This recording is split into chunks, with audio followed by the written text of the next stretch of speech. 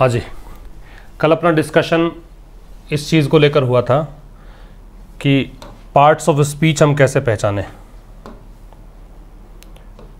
तो parts of speech ये मैंने कल शुरू किया था और नाउन शुरू की थी, है ना। सबसे पहली चीज़ तो मैं बता दूं आपको कि ये मेरे बताने का उद्देश्य क्या है। ऐसे एग्ज़ाम्स में मैंने कल भी बताया था आपको कि कोई क्वेश्चन आता नहीं है, आएगा तो CDS में क्वेश्चन आएंगे, 10 क्वेश्चंस लाइन से आपको मिल जाएंगे। वहाँ पे एक अंडरलाइंड पार्ट या फिर बोल्ड पार्ट आपको मिलेगा, उसको देखकर आपको ये बताना है 4 ऑप्शंस में से कि कौन सा पार्ट ऑफ स्पीच है। एक चीज़ बता दूं आपको कि ये पार्ट्स ऑफ स्पीच जो नाम है ना, ये ट्रेडिशनल ग्रामर का नाम है।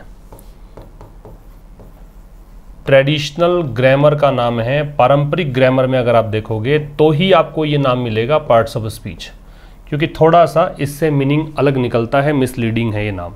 क्यों?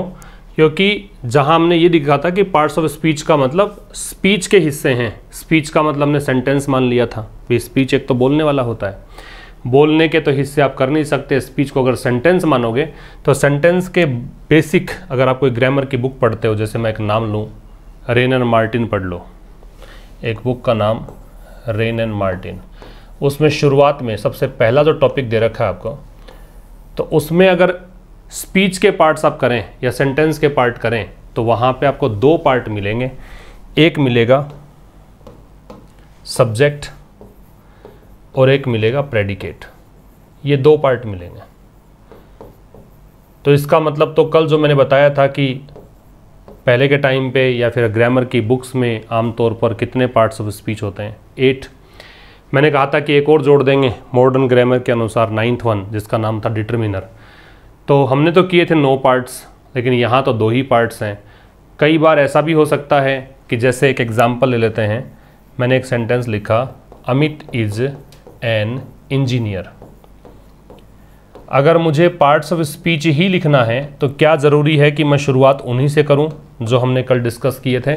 मैं ये भी तो कह सकता हूं कि इस सेंटेंस में अमित सब्जेक्ट है, इज है वो लिंकिंग वर्ब है, एन है वो डिटरमिनर है, इंजीनियर है वो, आप डिटरमिनर एक बार हटा दें, इसको हम कहें कि एन इंजीनियर है वो इसका कॉम्प्लीमेंट पार्ट है।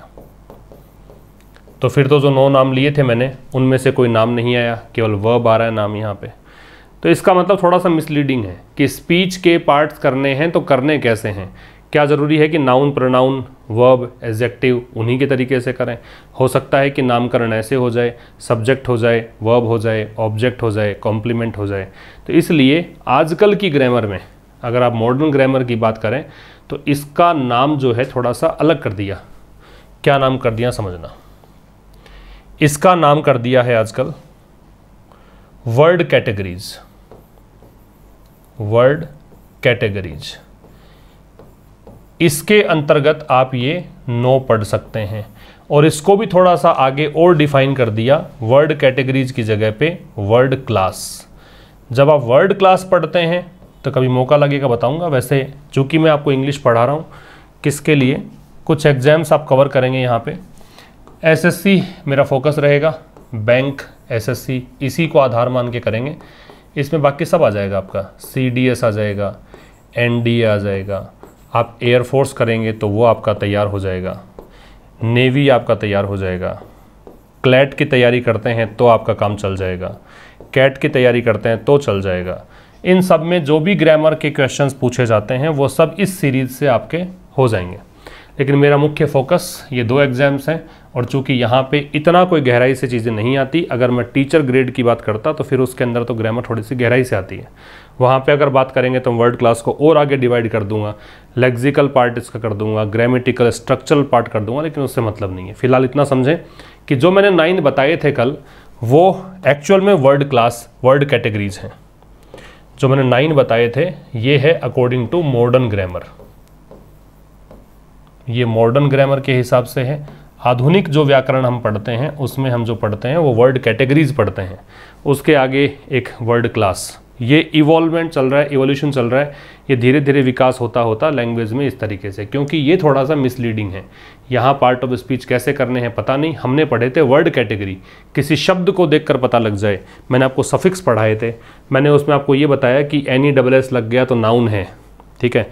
मैंने आपको ये बता दिया क्रेसी लग गया तो नाउन है, तो ये मैंने वर्ड बताया आपको, वर्ड बताया तो ये ज़्यादा उचित है इसकी बजाय, ठीक है। तो ये ध्यान रखना, आजकल की ग्रामर की बुक्स जो मॉडर्न ग्रामर के हिसाब से होंगी वहाँ पर आपको पार्ट्स ऑफ स्पीच नाम ही नहीं मिलेगा, वर्ड कैटेगरीज और उसमें वर्ड क्लास, और फिर वर्ड क्लास को आगे 2 भागों में डिवाइड कर लेते हैं, क्लोज्ड क्लास, ओपन क्लास, ऐसे करके। खैर वो हमारा विषय नहीं है, आगे बात करेंगे, ठीक है। तो जो मैं पढ़ा रहा हूँ वो इसमें ये सब कवर हो जाएगा। कल मैंने आपको बताया कि नाउन की पहचान कैसे करें।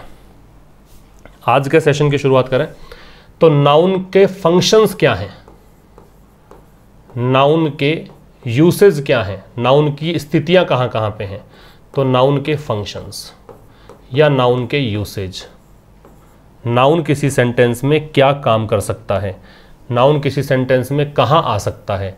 तो इसको मैं ज़्यादा बेहतर तरीके से यूँ कह सकता हूँ कि नाउन की स्थितियाँ कौन सी हैं, नाउन की पोजीशंस क्या हैं, एक ही बात है, ठीक है। तो कल तो मैंने बताया था कि नाउन की पहचान कैसे करें, और अगर आपने आइडेंटिफिकेशन सीख लिया तो दूसरा थोड़ा सा एडवांस स्टेप लेते हैं कि नाउन के फंक्शंस क्या हैं। सबसे पहली बात, नाउन किसी सेंटेंस में सब्जेक्ट के रूप में काम कर सकता है, नाउन किसी सेंटेंस में सब्जेक्ट के रूप में काम कर सकता है। सब्जेक्ट के रूप का मतलब हो गया in the form of a subject, ये हेडिंग डाल लेंगे आप। नाउन की पहचान करना हमने सीखा, उससे एक स्टेप आगे चल रहे हैं, नाउन के फंक्शंस क्या हैं। इसका PDF टेलीग्राम चैनल पर मिल जाएगा आपको, आशीष क्लासेस के नाम से चैनल जो है, वहाँ से आप PDF ले सकते हैं। पिछले सेशन का अपलोड हो गया और ये अपलोड हो जाएगा। सब्जेक्ट के रूप में, जैसे मैं एक एग्जांपल लिखूं, राम इज़ प्लेइंग क्रिकेट। बहुत सिंपल सेंटेंस से समझने का प्रयास करेंगे। राम इज़ प्लेइंग क्रिकेट, यहाँ पे आप देखें राम जो है वो सब्जेक्ट है। अब सब्जेक्ट कैसे निकालते हैं वो भी मैं सिखाऊंगा आपको, वर्ब कैसे निकालते हैं ये भी चर्चा हम करेंगे, बेसिक्स कवर करके उसके बाद में एंटर करेंगे पूरी ग्रामर में। फिलहाल के लिए सब्जेक्ट है, और यहाँ पे ये समझ लो कि जिसको देखकर वर्ब लगती है वो सब्जेक्ट है, ठीक है ना। तो इज प्लेइंग का संबंध, ये इज जो है ये वो राम को देख के लग रहा है, क्रिकेट को देख के नहीं लग रहा। इसका मतलब राम यहाँ पे सब्जेक्ट है, और राम यहाँ पे चूंकि नाम है, और मैंने कल ही बताया था, पिछले सेशन में बताया था कि name of anything, name equals to noun है, तो नाम किसी का भी होगा वो नाउन। तो राम यहाँ पे नाम है तो ये सब्जेक्ट है। तो एक तो ये फंक्शन इसका होता है कि किसी वाक्य में सब्जेक्ट के रूप में नाउन आ सकता है, तो ये हो गया आपका सब्जेक्ट। एक और एग्जांपल देख लेते हैं। एक एग्जांपल मैं यूँ लिख दूँ, a boy is calling you outside. मान लीजिए कोई कॉन्वर्सेशन चल रहा है, आपकी बातचीत चल रही है, और आप कहें किसी व्यक्ति से जो आपके पास खड़ा है कि एक व्यक्ति आपको बाहर बुला रहा है। तो यहाँ पे काम कौन कर रहा है, अ बॉय कर रहा है। इज कॉलिंग इसकी क्रिया है ना। ये इज किसको देख के है, अ बॉय को देख के है। सपोज करें यहाँ पे बॉयज़ होता तो हम आर लगाते हैं। इसका मतलब जिसको देखकर वर्ब लगती है वही सब्जेक्ट है, यहीं से समझ लेना। तो यहाँ पे अ बॉय है वो आपका हुआ सब्जेक्ट। और मैंने कल बताया था आपको, पिछले सेशन में हमारी बात हुई थी कि आर्टिकल के बाद या डिटर्मिनर के बाद जो शब्द अगर एक ही दे रखा है तो वो नाउन है। अब आप यहाँ ये पूछ सकते हैं कि एक ही कैसे है, एक ये भी है, ये भी शब्द है, ये भी शब्द है और ये भी शब्द है। लेकिन हमने ये डिस्कस किया था कि 3 चीज़ें सीरीज़ में आएंगी। वो 3 चीज़ें होंगी एडवर्ब, उसके बाद में होगा एडजेक्टिव, उसके बाद में होगा नाउन। ये 3 चीज़ें एक लाइन में आनी चाहिए। इसके अलावा बीच में कुछ भी आएगा तो हम उसको काउंट नहीं करेंगे जहाँ तक कि नाउन की बात है, ठीक है। तो यहाँ अ बॉय नाउन क्यों कहा मैंने, क्योंकि इज यहाँ वर्ब आ गई, जबकि उन 3 के अंदर एडवर्ब, एडजेक्टिव और नाउन में कहीं पर भी वर्ब की बात हमने नहीं की है। इसका मतलब यहाँ पे केवल एक ही काउंट करना है, और जब आर्टिकल या डिटर्मिनर के बाद एक ही शब्द हो तो वो नाउन कहलाता है। तो ये सब्जेक्ट हो गया आपका। तो मैंने अभी फिलहाल एक बात बताई कि नाउन के फंक्शंस, नाउन की पोजीशंस, तो नाउन कहाँ कहाँ पे मिलेगा, नाउन मिलेगा सब्जेक्ट के रूप में मिल सकता है, ठीक है। एक तो ये पोजीशन है, इसको नोट कर लीजिए, सब्जेक्ट के रूप में नाउन आ सकता है।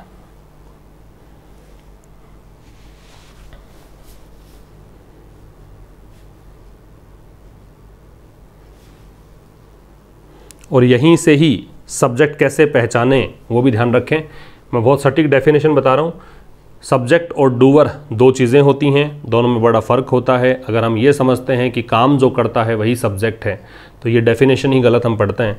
काम करने वाले को हम बोलते हैं डूअर। सब्जेक्ट उस शब्द को कहिए जिसको देखकर हमने वर्ब लगाई है। वर्ब जिसके अकॉर्डिंग लगेगी वही सब्जेक्ट। तो इज लगा है राम के अकॉर्डिंग, इज लगा है बॉय के अकॉर्डिंग, तो यही सब्जेक्ट है। ठीक है, ये भी बात यहीं से समझ लेना। दूसरा इसका जो प्रयोग हो सकता है वो हो सकता है ऑब्जेक्ट के रूप में। तो दूसरा फंक्शन या दूसरी स्थिति जो नाउन की हो सकती है वो हो सकती है ऑब्जेक्ट के रूप में, in the form of an object. Object के रूप में, ठीक है। अब ये ऑब्जेक्ट के रूप में मैं बता दूंगा तो शायद हो सकता है प्रॉब्लम आ जाए, क्योंकि आपको अगर ऑब्जेक्ट नहीं निकालना आएगा तो प्रॉब्लम आएगी। तो उससे पहले हम ये समझ लें कि ऑब्जेक्ट निकलता कैसे है। तो ऑब्जेक्ट निकलता है, मैन वर्ब चाहिए आपको सबसे पहले। मैन वर्ब किसे बोलते हैं? मैन वर्ब हम उस शब्द को कहेंगे जिसकी तीनों फॉर्म बनेगी। हालांकि फॉर्म्स 5 होती हैं, जब हम वर्ब पढ़ेंगे तो डिस्क्राइब कर दूंगा। फिलहाल के लिए इतना समझ लें कि वर्ब की संख्या, वर्ब के जो वेरिएंट्स होते हैं, प्रकार होते हैं, वो 5 होते हैं।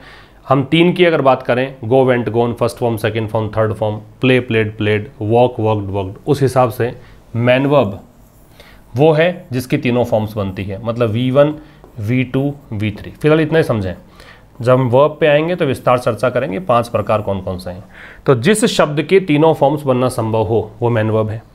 मैन वर्ब वो शब्द है जिसको हिंदी में लिखने पर लास्ट में ना आएगा कोई भी काम करना, खेलना, कूदना, हंसना, रोना, चिल्लाना। वर्ब हालांकि डूइंग भी होती है और हैपनिंग भी होती है, ये विस्तार का विषय है। फिलहाल इतना समझ लें केवल कि जिसकी first form, second form, third form बने वो मैन वर्ब। मुद्दा ये है कि ऑब्जेक्ट कैसे निकलेगा। तो मैन वर्ब से 2 क्वेश्चंस आपको पूछने पड़ेंगे। एक क्वेश्चन आप पूछेंगे व्हाट से और एक क्वेश्चन पूछेंगे होम से।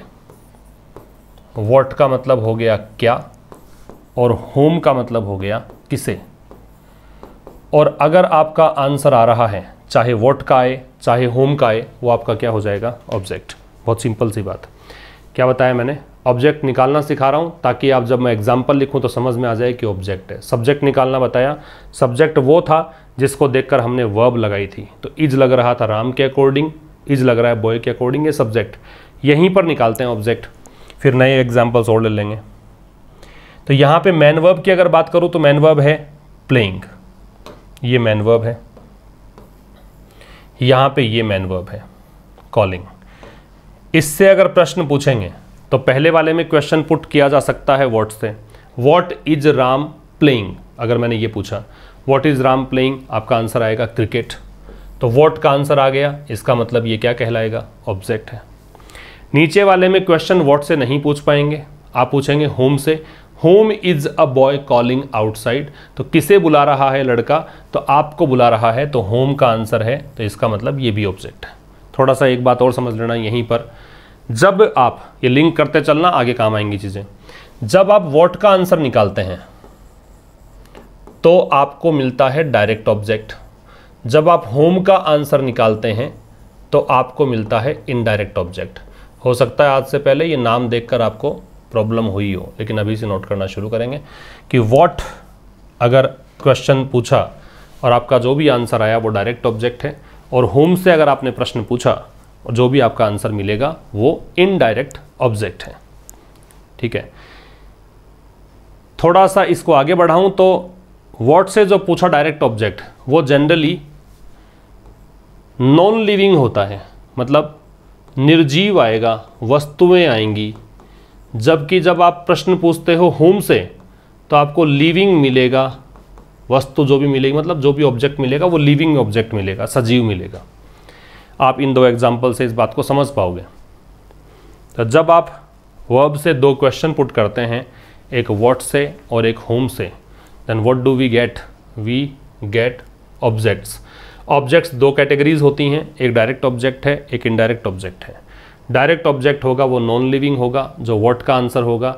इनडायरेक्ट ऑब्जेक्ट है वो जनरली लिविंग ऑब्जेक्ट होगा, सजीव होगा, जो कि होम का आंसर होगा। यहाँ पे समझ लो ये व्हाट का आंसर था, डायरेक्ट ऑब्जेक्ट है। और क्रिकेट कोई व्यक्ति नहीं है, क्रिकेट कोई लिविंग ऑब्जेक्ट नहीं है। जबकि यू है ये होम का आंसर है, इनडायरेक्ट ऑब्जेक्ट है, और यू जो है वो सजीव है, लिविंग है। ये डिफरेंस है दोनों में। सब चीज़ नोट करनी है, छोड़ना कुछ भी नहीं है।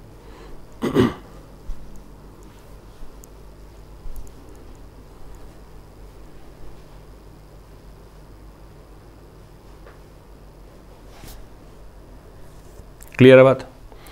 तो डायरेक्ट ऑब्जेक्ट, इनडायरेक्ट ऑब्जेक्ट, मूल बात हमारी ये थी कि नाउन है वो ऑब्जेक्ट के रूप में काम कर सकती है, लेकिन ऑब्जेक्ट निकालना नहीं सीखते तो ये समझ में नहीं आता आपको। अब देखिए, अगर मैं सेंटेंस लिखता हूँ ही टीचेज इंग्लिश, और अब मैं आपसे पूछूं कि भाई आप इसमें देखें कि ऑब्जेक्ट जो है वो नाउन है क्या, तो सब्जेक्ट और ऑब्जेक्ट के रूप में नाउन आ सकता है। सब्जेक्ट हमने निकाल लिया था। ऑब्जेक्ट की बात करें तो यहाँ पे मेन वर्ब क्या है? टीचेज। टीचेज इसलिए मेन वर्ब लिखी क्योंकि टीच, टॉट, टॉट तीनों फॉर्म बनती है इसकी, जिसके तीनों फॉर्म बने वो वर्ब है। और इससे आपने पूछा what, what does he teach, क्या प्रश्न बनेगा? व्हाट डज ही टीच, क्या पढ़ाता है? आंसर आएगा इंग्लिश। तो ये आपका ऑब्जेक्ट है, और एक ऑब्जेक्ट जो है वो नाउन हो सकता है, तो नाउन की दूसरी पोजीशन ऑब्जेक्ट के रूप में हो सकती है। एक और एग्जांपल ले लेते हैं। जैसे मैंने लिखा Ashok told me a story, तो यहां मैंने वो एग्जांपल लिया है जहां पे ऑब्जेक्ट भी दो हैं, ठीक है, लेकिन मैंने कहा कि नाउन हो सकता है, तो ऐसा नहीं कि नाउन ही होगा, प्रोनाउन भी हो सकता है ऑब्जेक्ट। याद रखिएगा, कभी भी सब्जेक्ट और ऑब्जेक्ट की बात करें तो दो ही चीज़ें हो सकती हैं, या तो नाउन या प्रोनाउन, ठीक है। इन दो के अलावा कोई सब्जेक्ट ऑब्जेक्ट नहीं बनेगा। तो यहाँ देखिए सब्जेक्ट क्या है? अशोक, ये नाउन है, ठीक है, ये सब्जेक्ट है और ये नाउन है। ये सब्जेक्ट इसलिए है क्योंकि ये वर्ब दे रखी है, इसका कर्ता चाहिए, मतलब इसका सब्जेक्ट यही वाला है, इसको देखकर ही टोल्ड लगा है, ठीक है। ही जो यहाँ पे दे रखा है पहले वाले सेंटेंस में, ये यहाँ पे प्रोनाउन है, फिलहाल के लिए मान लेना है, जब टॉपिक आएगा, जब पहचान बताऊंगा समझ में आ जाएगा। ही प्रोनाउन है, थर्ड पर्सन प्रोनाउन ये कहलाता है, और ये इसको देखकर टीचेज जो है वो इसी को देखकर लग रही है। अगर ये आई होता यहाँ पे तो टीचेज नहीं होता, टीच होता। अगर यू होता यहाँ पे तो टीचेज नहीं होता, टीच होता। तो क्रिया में जो बदलाव है वो सब्जेक्ट के पर्सन पर डिपेंड करता है। ये प्रोनाउन है, फिलहाल के लिए समझना है। ये नाउन है, ये पता ही है आपको, क्योंकि मैंने बताया था कि जिस किसी का भी नाम आप लोगे वो नाउन कहलाते हैं। अशोक किसी व्यक्ति का नाम है इसलिए नाउन है, तो ये सब्जेक्ट है। टोल्ड मैन वर्ब है। इससे क्वेश्चन पूछा आपने what did Ashok tell me, Ashok ने मुझे क्या बताया, तो आपका आंसर आ जाएगा अ स्टोरी, ठीक है। और whom did Ashok tell a story, किसको कहानी सुनाई? मुझे सुनाई। मैंने आपसे ये कहा था कि जो व्हाट का आंसर होगा वो कौन सा ऑब्जेक्ट होगा? डायरेक्ट ऑब्जेक्ट, तो ये तो आपका हो गया डायरेक्ट ऑब्जेक्ट। और जो होम का आंसर होगा वो आपका होगा इनडायरेक्ट ऑब्जेक्ट, तो ये आपका हो गया इनडायरेक्ट ऑब्जेक्ट। मैंने इसके बाद ये बताया कि डायरेक्ट ऑब्जेक्ट जो होता है वो जनरली नॉन लिविंग थिंग्स होती हैं, तो स्टोरी नॉन लिविंग है, और मी यहाँ पे लिविंग है, होम का आंसर है। इतना समझ में आ गया। आपको ये समझ में आना है कि नाउन जो है वो ऑब्जेक्ट के रूप में आ सकती है, तो इन दोनों में से मी तो प्रोनाउन है अभी के लिए, अगर पता हो तो बहुत बेहतर, नहीं पता हो तो मान लेना एक बार। स्टोरी नाउन है, क्यों? क्योंकि ए के बाद में आपको नाउन दे रखा है। आर्टिकल के बाद में एक ही शब्द हो तो नाउन होता है, कल बताया था, पिछले सेशन में हम डिस्कस किया था इसको। तो ये आपका नाउन हो गया, ठीक है। तो ये तो है नाउन यहाँ पे, और ये यहाँ पे है प्रोनाउन। तो हमने क्या सीखा कि नाउन कहाँ कहाँ आ सकता है? नाउन आ सकता है सब्जेक्ट के रूप में, नाउन आ सकता है ऑब्जेक्ट के रूप में। क्लियर है यहाँ तक? इसको नोट कर सकते हैं आप। फिर तीसरी कंडीशन की ओर बढ़ते हैं।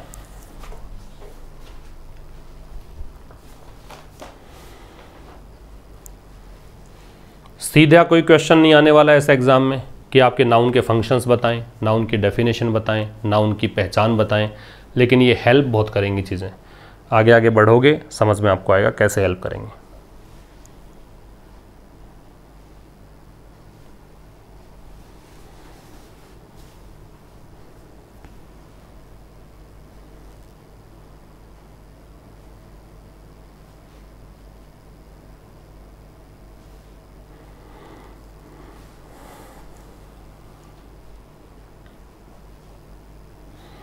ठीक है, अगला देखिए, थर्ड वन, पजेसिव रूप में। नाउन पजेसिव केस में आ सकती है। पजेसिव के बारे में थोड़ा सा डिस्कशन पिछले सेशन में हुआ था। पजेसिव होते हैं संबंध सूचक शब्द जो संबंध बताते हैं। पजेसिव एडजेक्टिव मैंने बताया था, my, our, your, his, her, its, their मैंने बताया था। यहाँ पजेसिव केस में आएगा, इसका मतलब वही है कि संबंध बताने के लिए आ सकता है। चाहे आप इसको अपोस्ट्रोफे के बाद लगाएं, जो ऊपर कॉमा चलता है उसको अपोस्ट्रोफे बोलते हैं, या तो वहाँ लगाएं जैसे राम्स साइकिल, तो यहाँ अपोस्ट्रोफे के बाद आ रहा है साइकिल, तो ये नाउन है। और मैं तो ये भी बता दूं आपको कि जिसके साथ अपोस्ट्रोफे लगता है वो भी नाउन ही होता है, तो राम भी नाउन है। मैंने लिख दिया सुनील्स फैमिली, तो यहाँ पे पजेसिव केस में है फैमिली, तो फैमिली नाउन है। और जिसके साथ अपोस्ट्रोफे लग रखा है वो भी नाउन है। संबंध बताया जा रहा है, राम की साइकिल है, साइकिल का और राम का रिलेशन, सुनील का परिवार है, फैमिली और सुनील का रिलेशन, तो ये पजेसिव केस में आ सकता है। तो इन एग्जाम्पल से आप समझ जाएं कि पजेसिव केस में भी नाउन आ सकता है। केवल अपोस्ट्रोफे, ये जो ऊपर कोमा है उसको हम नाम देते हैं अपोस्ट्रोफे, लिख लेना देख के। और इसको जब आप नाउन पढ़ाऊंगा मैं आपको तो बताऊंगा जेनिटिव केस में ही आता है। फिलहाल के लिए नाम समझ लें, सुन लें, ताकि दोबारा पढ़ें तो रिवीजन में आएगा, समझ में आएगा। जेनिटिव केस संबंध कारक में आता है, ठीक है। पजेसिव जरूरी नहीं है केवल अपोस्ट्रोफे लग के ही बने, पजेसिव एडजेक्टिव भी होता है। जैसे मैंने कह दिया माई ब्रदर्स, तो माई पजेसिव एडजेक्टिव है, और हमने डिस्कस किया था पिछले सेशन में कि जो पजेसिव एडजेक्टिव होंगे उनके बाद वाला शब्द भी नाउन होगा, तो ये पजेसिव केस में आ रहा है, संबंध बताने के लिए आ रहा है। तो नाउन के 3 फंक्शंस अभी तक बता दिए मैंने आपको, सब्जेक्ट के रूप में, ऑब्जेक्ट के रूप में, पजेसिव रूप में।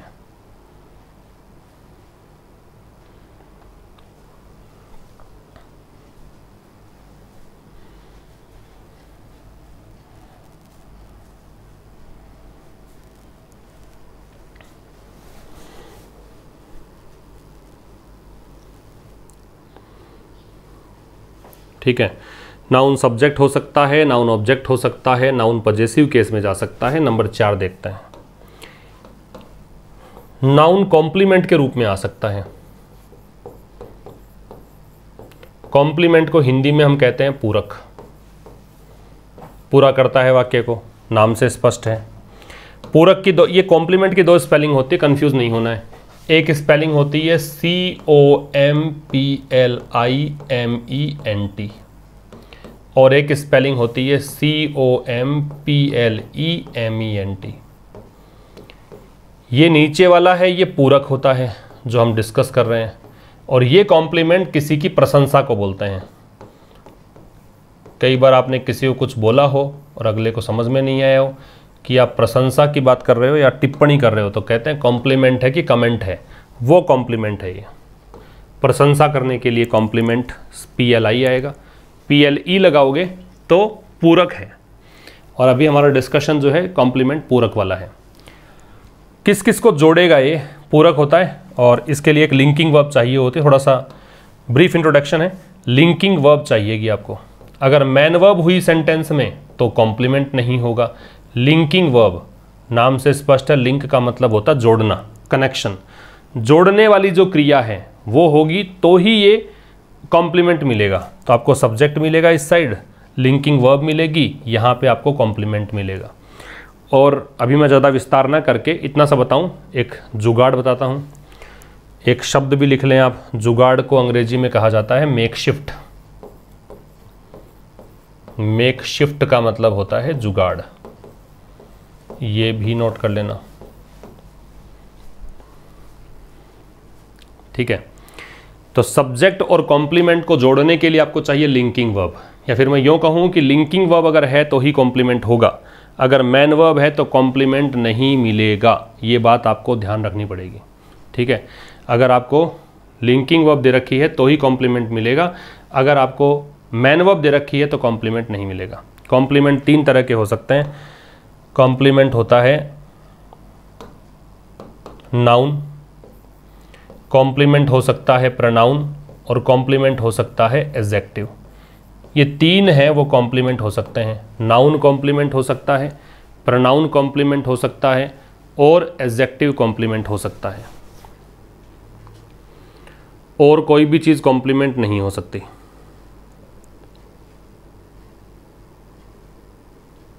ठीक है, कॉम्प्लीमेंट 3 चीज़ें होंगी, नाउन, प्रोनाउन या एडजेक्टिव, और कोई भी चीज़ कॉम्प्लीमेंट नहीं हो सकती। लिंकिंग वर्ब को पहचानने के लिए बहुत ही अच्छा सा जुगाड़ ये है कि आप इसको हटा के इक्वल का साइन लगा के देखना। अगर ये इक्वल का साइन लग सकता है, मीन्स सब्जेक्ट बराबर कॉम्प्लीमेंट अगर हो सकता है, इसका मतलब वो लिंकिंग वर्ब है। तो ये लिंकिंग वर्ब को पहचानने का तरीका है। जैसे हम एक एग्जाम्पल के थ्रू इसको सीखते हैं। देखो, मान लो मैंने कहा ही इज ऑनेस्ट। इस सेंटेंस में आपको ये पता लग गया कि इज है वो किसको देख के लग रहा है, ही को देख के।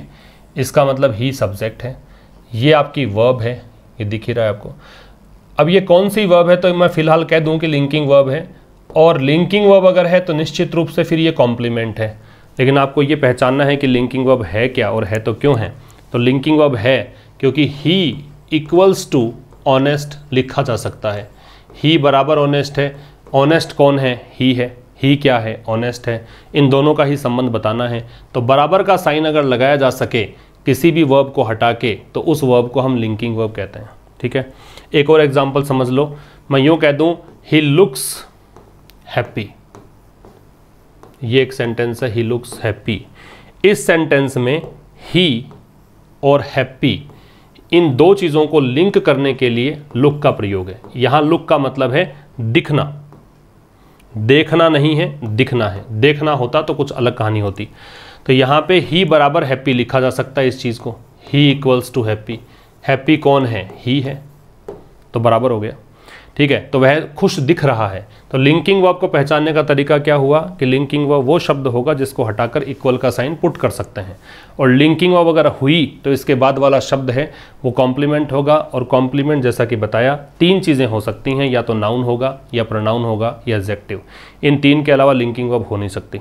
ठीक है, नाउन को पहचानने का तरीका हम पहले डिस्कस कर चुके हैं, तो यहाँ पे उस चीज़ों को जोड़ते हुए चलना है। फिलहाल ये नाउन नहीं है, ऑनेस्ट और हैप्पी ये तो एडजेक्टिव्स हैं। लेकिन मैं आपको बता दूं कि नाउन कैसे निकलेगा। जैसे एक सेंटेंस लिखें, ही इज़ अ टीचर, तो टीचर यहाँ पे कॉम्प्लीमेंट है, ऑब्जेक्ट नहीं है। ही सब्जेक्ट है, प्रोनाउन है, इज वर्ब है, ए डिटर्मिनर है, और टीचर यहाँ पे क्या है, नाउन। और ए के बाद लगा रखा है, इसका मतलब नाउन है निश्चित रूप से डिटर्मिनर के बाद। तो सीखी हुई चीज़ों को अप्लाई करते चलना है। एक और देख लें, शी अपीयर्स, या मैं यूँ कह दूँ she looks a happy woman. यहाँ पे मैं कह दूँ कि वुमन है वो नाउन है। ठीक है, क्यों? ये शी सब्जेक्ट है, ये लिंकिंग वर्ब है, ये डिटर्मिनर है, ये एडजेक्टिव है, और ये आगे वाला नाउन। क्यों हुआ? ये प्रोनाउन है। सब्जेक्ट 2 ही चीज़ें हो सकती हैं, नाउन या प्रोनाउन। नाउन नहीं है, प्रोनाउन है, थर्ड पर्सन प्रोनाउन है। प्रोनाउन पढ़ाऊंगा, बता दूंगा। लुक्स लिंकिंग वर्ब है क्योंकि इक्वल का साइन लगा सकते हो कि शी के बारे में ही कहा है अ हैप्पी वुमन, तो ये लिंकिंग वर्ब है। लिंकिंग वर्ब है तो आगे कॉम्प्लीमेंट आएगा। कॉम्प्लीमेंट 3 चीज़ें होती हैं, बताया था मैंने आपको, और मैंने सिखाया था पिछले सेशन में कि डिटर्मिनर के बाद में अगर 2 शब्द हों, तो एक शब्द तो आपको दे रखा है हैप्पी, दूसरा शब्द दे रखा है वुमन। तो 2 शब्द हैं, इसका मतलब दूसरा शब्द तो क्या है, नाउन, और इससे पहले वाला शब्द क्या है, एडजेक्टिव। बताया था कि अगर डिटर्मिनर दे रखा है तो 2 शब्द होंगे, अगर तो ये वाला शब्द जो होगा वो एडजेक्टिव होगा, ये नाउन होगा। तो वुमन यहाँ पे नाउन हो गया। तो ये हमने सीख लिया अगला फंक्शन कि कॉम्प्लीमेंट के रूप में भी नाउन आ सकता है। नोट कर लीजिए इसको, she looks a happy woman. ये आपका हो गया नंबर 4 कि कॉम्प्लीमेंट के रूप में नाउन आ सकता है। एक और चीज़ समझ लें कि नाउन का प्रयोग आप प्रेपोजिशन के ऑब्जेक्ट के रूप में भी कर सकते हैं। नाउन का प्रयोग कर सकते हैं प्रेपोजिशन के ऑब्जेक्ट के रूप में।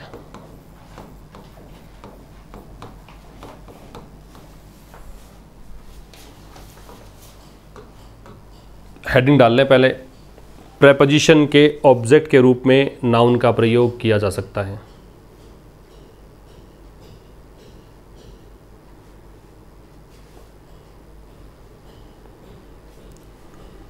प्रेपोजिशन का ऑब्जेक्ट कैसे?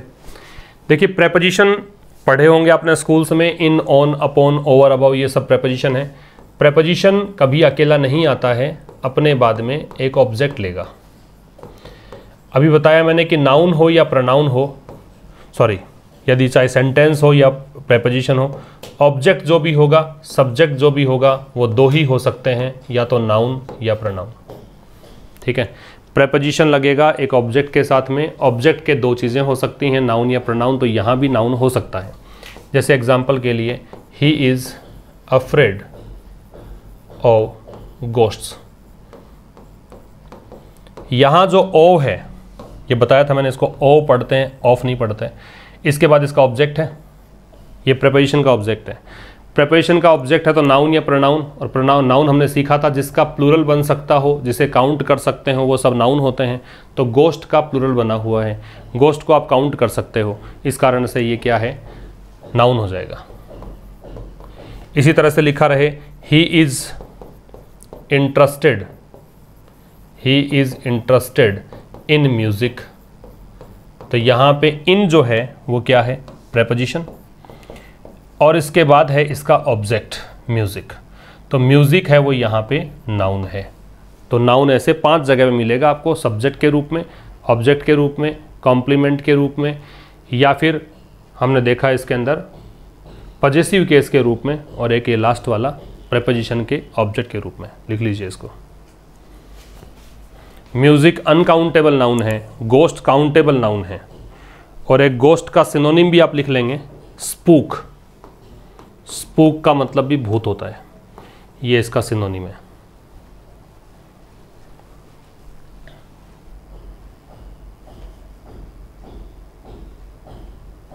ठीक है, ये 5 तरीके, नाउन के फंक्शंस बता दिए मैंने आपको, नाउन की पहचान बता दी। एक छोटी एक्सरसाइज करेंगे जिसमें पता लगाना है कि नाउन है क्या और नाउन किस रूप में है। जैसे Rohit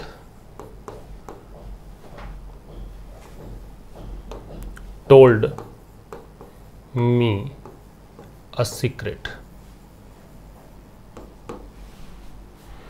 The secret was about my life. ये एक सेंटेंस मान लीजिए मैंने लिख दिया, 2 सेंटेंस है वैसे। इसमें आपको नाउन निकालना है सबसे पहले तो, और उसके बाद नाउन का फंक्शन क्या है कि नाउन क्या काम कर रहा है। तो नाउन अगर मैं निकालूं तो एक तो रोहित नाउन हो जाएगा, एक सीक्रेट नाउन हो जाएगा, एक यहाँ पे सीक्रेट नाउन है और यहाँ पे लाइफ नाउन है। पहचानने के तरीके बताए थे, उस हिसाब से अगर बात करें तो रोहित नाम इसलिए है क्योंकि नेम है, रोहित इसलिए नाम हुआ क्योंकि नेम ऑफ ए पर्सन है। सीक्रेट नाउन इसलिए हुआ क्योंकि डिटरमिनर के बाद में है, डिटरमिनर के बाद एक शब्द हो तो वो नाउन होता है। फिर नया वाक्य स्टार्ट हुआ, फुल स्टॉप लगा दिया हमने। अब ये नया नाउन द सीक्रेट है, तो सीक्रेट फिर से नाउन इसलिए है क्योंकि द के बाद दे रखा है ये, तो ये भी डिटरमिनर है, डिटरमिनर के बाद एक ही शब्द है। अगला शब्द क्यों नहीं काउंट कर रहे, क्योंकि वॉज वर्ब है यहाँ पे, और 3 शब्द लगातार आ सकते हैं, वो एडवर्ब, एडजेक्टिव और नाउन ही हो सकता है, तो यहीं तक काउंट करेंगे। अगला नाउन लाइफ क्यों किया, क्योंकि पजेसिव एडजेक्टिव के बाद में नाउन है। पजेसिव एडजेक्टिव के बाद जो शब्द होता है वो नाउन होता है, पिछले सेशन डिस्कस किया था हमने। तो ये तो निकाले नाउन। नाउन की क्या क्या यहाँ पे फंक्शंस हैं, तो पहले वाला तो है सब्जेक्ट, क्योंकि ये वर्ब है, ये इसका सब्जेक्ट है। ये वाला जो है यहाँ पे है, ये इसका ऑब्जेक्ट है, और ऑब्जेक्ट अगर बात करें तो डायरेक्ट ऑब्जेक्ट है, क्योंकि व्हाट का आंसर होगा। व्हाट का आंसर कैसे होगा, टोल्ड क्रिया है, टेल, टोल्ड, टोल्ड तीनों फॉर्म इसकी बनती है, इसलिए वर्ब है। इससे पूछा what did Rohit tell me, तो आपका आंसर आएगा सीक्रेट, तो यहाँ पे नाउन हो गया, डायरेक्ट ऑब्जेक्ट है। ये वाला है, ये यहाँ पे सब्जेक्ट है फिर से, क्योंकि वॉज का सब्जेक्ट है, वॉज वर्ब है। फिर अगले वाला है वो अबाउट प्रेपोजिशन है, प्रेपोजिशन के बाद में प्रेपोजिशन का ऑब्जेक्ट आएगा। ऑब्जेक्ट केवल माई को तो काउंट कर नहीं सकते, क्योंकि हमने पिछले सेशन में डिस्कस किया था कि माई है, आवर है, ये अकेले नहीं आते हैं, कोई शब्द लेकर आएंगे, तो ये पूरा ही इसका ऑब्जेक्ट है। ठीक है, इसमें माई तो पजेसिव हो गया, फिर ये नाउन बच गया। तो जो फंक्शंस थे उसके बेसिस हमने देख लिया कि सब्जेक्ट नाउन हो सकता है, ऑब्जेक्ट नाउन हो सकता है, आपका पजेसिव वाला केस है वो नाउन हो सकता है, प्रेपोजिशन का ऑब्जेक्ट नाउन हो सकता है, इस हिसाब से आ रहा है। ठीक है, इसको नोट कर सकते हैं।